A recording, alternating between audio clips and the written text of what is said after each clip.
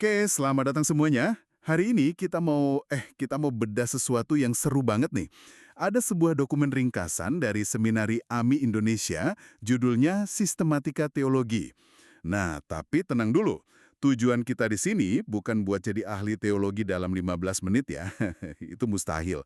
Kita cuma mau coba ngerti caranya sebuah sistem kepercayaan yang kompleks banget itu disusun. Anggap aja kita lagi lihat cetak biru dari sebuah bangunan pemikiran. Pertanyaannya kan gini, gimana sih sebuah keyakinan yang sifatnya sangat personal, kadang misterius, coba dipetakan pakai logika yang sangat terstruktur? Nah, mari kita kulik bareng. Iya, dan penting banget buat tahu konteksnya dulu nih. Teologi sistematis ini, sesuai namanya ya, ini sebuah disiplin ilmu. Tujuannya persis seperti yang kamu bilang tadi, mengambil semua ajaran yang mungkin kesannya tersebar di Alkitab, terus disatuin jadi satu kesatuan yang koheren. Nah, sumber ini bilang ada beberapa alasan kenapa ini perlu dilakukan. Salah satunya ya, karena sifat dasar otak manusia. Oh, maksudnya kita emang suka kalau semua itu rapih gitu ya? Bener banget. Kita itu kan secara alami suka kalau informasi itu tertata, ada sistemnya. Kayak beres-beres kamar, tapi isinya gagasan. Hahaha, bisa dibilang gitu. Terus alasan kedua, menurut dokumen ini, itu buat mempertanggungjawabkan iman. Di dunia yang penuh pandangan lain, ateisme, panteisme, macam-macam lah, sistem ini jadi semacam kerangka berpikir yang teratur buat orang Kristen. Oke, oke.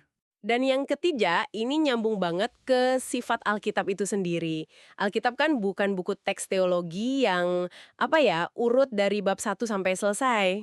Iya juga ya. Isinya kan cerita, surat, puisi. Nah, itu dia. Jadi fakta-faktanya itu perlu dikumpulkan dan disusun ulang.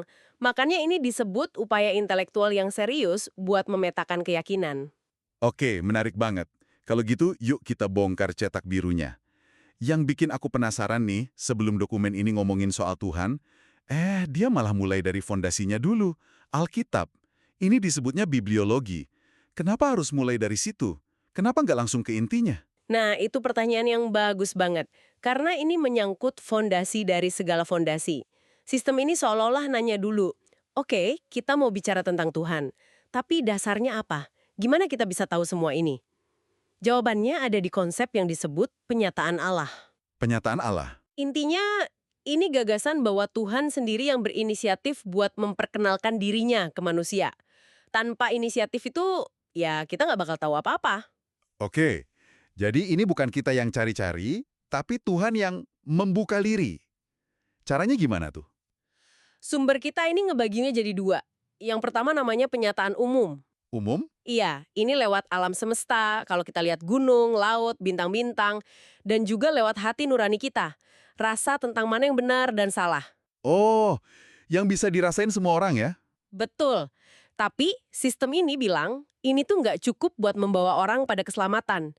Ini cuma bikin kita sadar, wah ada sesuatu yang lebih besar di luar sana. Oke, terus yang kedua? Pasti lebih spesifik kan? Jauh lebih spesifik. Yang kedua itu pernyataan khusus. Ini lewat cara yang lebih langsung. Mujizat, suara Tuhan, mimpi, dan puncaknya itu lewat pribadi Yesus Kristus.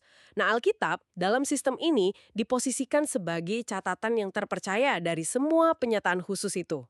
Hmm, Disinilah masuk konsep kunci lainnya, yaitu pengilhaman atau inspirasi. Sumber kita menyoroti kata Yunani theopneustos, yang artinya dihembuskan oleh Allah. dihembuskan oleh Allah. Wah, itu puitis sekaligus kuat ya. Artinya gimana tuh secara praktis? Apa penulisnya jadi kayak robot yang cuma nulis apa yang didiktein? Nah, justru nggak gitu. Dokumen ini menekankan teori yang disebut pengilhaman organis. Organis. Idenya menarik banget. Roh Kudus itu memakai para penulis Alkitab sebagai alat yang hidup. Artinya, kepribadian mereka, gaya bahasa mereka, latar belakang mereka, semuanya itu dipakai. Oh, Jadi, penulis yang penyair ya nulisnya puitis. Yang sejarawan ya nulisnya detail. Tapi, di saat yang sama, Roh Kudus menjaga mereka supaya nggak salah dalam menyampaikan kebenaran ilahi yang inti. wow. Oke, oke. Nah, karena proses inilah Alkitab dianggap punya otoritas ilahi. Pusat pesannya ya tentang penyelamatan melalui Kristus. Oke, jadi fondasinya udah diletakkan. Sumbernya Alkitab yang diyakini sebagai catatan penyataan Tuhan. Kalau fondasinya udah kokoh, sekarang kita lihat pilar-pilarnya. Dimulai dari Tuhan sendiri atau teologi proper. Aku lihat di dokumen ini pembahasannya mulai dari nama-nama Tuhan. Kenapa nama jadi penting banget ya? Karena dalam pemikiran ini, nama itu bukan sekedar label atau panggilan. Setiap nama Tuhan di Alkitab itu mengungkapkan sebagian dari karakternya. Jadi, nama itu sendiri udah sebuah pengajaran. Oh gitu ya? Kasih contoh dong. Oke, sumber kita kasih beberapa contoh ada El Elyon, artinya Allah yang maha tinggi, ini menunjukkan keagungannya. Terus ada Yahweh Jireh, artinya Tuhan menyediakan, ini nunjukin sifat pemeliharaannya. Yahweh Jireh, aku sering dengar itu. Iya kan? Atau Yahweh Shalom, Tuhan adalah damai sejahtera. Jadi lewat nama-nama ini, kita diajak kenalan sama berbagai sisi dari Tuhan. Jadi bukan cuma panggilan, tapi juga deskripsi. Oke. Setelah nama, apa lagi yang dibahas soal hakikat Tuhan? Dokumen ini lanjut ke sifat-sifat intinya. Pertama, Tuhan itu roh. Artinya dia nggak punya badan fisik, nggak kelihatan, tapi hidup dan aktif. Kedua, Tuhan itu pribadi. Maksudnya dia punya akal budi, perasaan, dan kehendak. Jadi bukan sekedar energi kosmik gitu ya? Tepat. Dan yang ketiga, ini konsep yang paling kompleks dan sentral. Tritunggal. Satu hakikat Tuhan yang ada dalam 3 pribadi. Bapa, Anak, dan Roh Kudus. Seolah-olah 1+1+1 jadi 1. Bukan. Sebaliknya, Tritunggal ini diperlakukan sebagai tata bahasa atau grammar dasar buat ngomongin Tuhan. Tata bahasa. Ya, sistem ini berpendapat kamu butuh ketiga pribadi ini buat bisa jelasin secara utuh siapa Tuhan sebagaimana dia menyatakan dirinya di Alkitab. Ada Bapa yang transenden di surga, Anak yang menjelma jadi manusia di bumi, dan Roh Kudus yang hadir dan bekerja di dalam diri kita. Oke, jadi sistem ini udah memetakan Tuhan sebagai sosok yang sempurna, personal, dan tritunggal. Pertanyaan logis berikutnya kan, terus kita manusia, posisinya di mana di peta ini? Gimana cetak biru ini menjelaskan kita?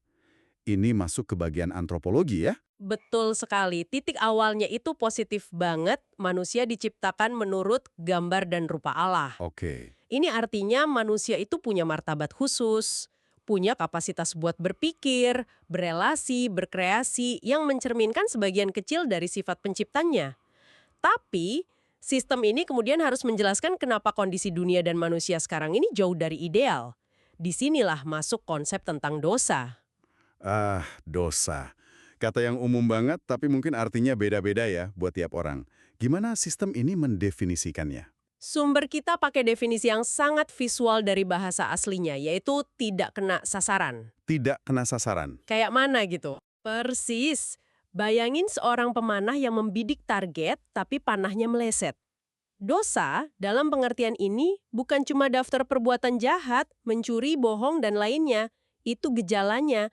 Akar masalahnya adalah kondisi manusia yang secara fundamental udah meleset dari tujuan awal diciptakan oleh Tuhan. Tunggu, ini menarik ya. Konsep tidak kena sasaran ini beda banget ya sama bayangan dosa sebagai daftar pelanggaran aja. Ini lebih ke kondisi ya. Kayak kompas yang rusak nunjuknya ke arah yang salah terus. Tepat. Ini perubahan cara pandang yang fundamental. Dan karena ini sebuah kondisi, dampaknya pun sistemik. Dokumen ini bilang, dosa itu merusak 4 hubungan paling dasar dalam hidup kita. 4. Apa aja tuh? Hubungan kita dengan Tuhan jadi putus. Hubungan dengan diri sendiri jadi penuh konflik rasa malu. Hubungan dengan sesama jadi penuh persaingan, sakit hati. Dan bahkan, hubungan kita dengan alam semesta jadi rusak. Wah, kerusakannya total ya. Total. Oke, gambaran situasinya jadi suram banget ya. Ada Tuhan yang sempurna, terus ada manusia yang salah sasaran dan merusak semua hubungannya. Ini kan jadi masalah besar. Berarti, secara logika, sistem ini butuh solusi dong. Butuh jembatan. Apa kristologi atau ajaran tentang Kristus? Ini jawabannya. Persis. Kamu nangkap alur ceritanya dengan sempurna. Kristologi itu jantung dari keseluruhan sistem ini. Jantungnya ya? Iya, kalau teologi sistematis ini bangunan, kristologi itu tiang utamanya. Semua bagian lain nyambung ke sini. Fokusnya adalah pribadi Yesus Kristus, dan fondasi dari kristologi adalah apa yang disebut fakta deantropis. Deantropis. Apa itu? Keyakinan unik bahwa Yesus itu 100% Allah dan 100% manusia dalam satu pribadi. Bukan setengah-setengah, tapi penuh keduanya. 100% Tuhan dan 100% manusia. Itu sebuah paradoks yang luar biasa. Betul. Dan dari fakta dasar itu, mengalirlah 3 peristiwa kunci yang jadi sorotan utama. Pertama, inkarnasi. Ini momen ketika Allah jadi manusia, lewat kelahiran Yesus. Kedua, kematiannya di kayu salib. Nah, dalam sistem ini, kematiannya bukan dilihat sebagai tragedi, tapi puncak dari misi penebusan. Ini tindakan yang disengaja buat nyelesain masalah dosa tadi. Oke, jadi ini misinya. Dan ketiga, kebangkitannya dari kematian. Ini jadi bukti kemenangannya atas dosa dan maut dan jadi dasar dari semua harapan bagi orang percaya. Oke. Alurnya mulai terlihat sangat jelas. Ada masalah besar, yaitu dosa, dan ada solusi radikal, yaitu karya Kristus. Jadi, apa makna praktisnya semua ini buat kita? Disinilah kita sampai ke tujuan akhirnya kan, tentang keselamatan, atau soteriologi. Betul, ini payoff-nya. Soteriologi adalah jawaban dari sistem ini buat masalah yang tadi diurai di antropologi. Dan sumber ini sangat lugas. Dasar dari keselamatan itu murni karena anugerah Allah. Anugerah. Artinya, ini bukan sesuatu yang bisa kita usahain, kita beli, atau kita raih dengan perbuatan baik. Ini murni pemberian cuma-cuma dari Tuhan. Kalau ini pemberian, lalu apa peran manusia? Apa kita pasif aja? Gimana cara menerimanya? Nah, manusia nggak pasif. Anugerah itu perlu direspon. Dokumen ini nyebutin 3 respons. Pertama, mengakui dosa.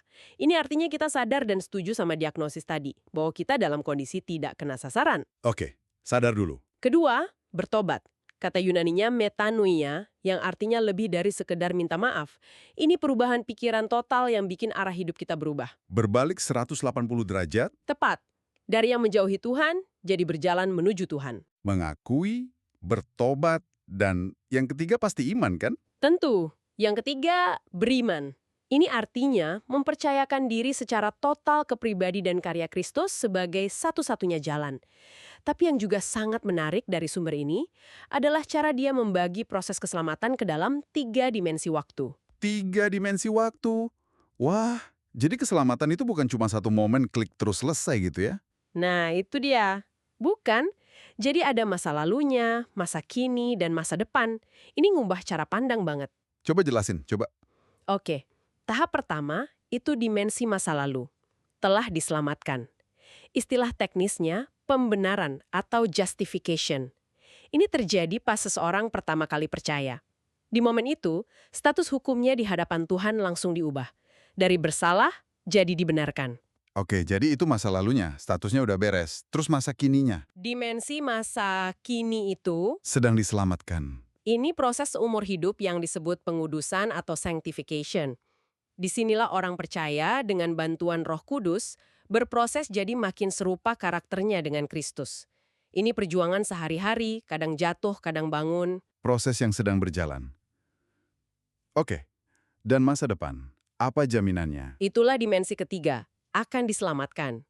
Disebut pemuliaan atau glorification. Ini janji dan kepastian di masa depan bahwa pada akhirnya orang percaya akan dibebaskan sepenuhnya dari dosa dan dampaknya dan akan hidup bersama Tuhan selamanya. Wow. Jadi ada kepastian dari masa lalu, ada proses di masa kini, dan ada harapan pasti untuk masa depan. Lengkap, luar biasa. Jadi kalau dirangkum, kita udah lihat bagaimana teologi sistematis ini membangun sebuah kerangka yang sangat logis ya. Mulai dari fondasi pengetahuannya, yaitu Alkitab.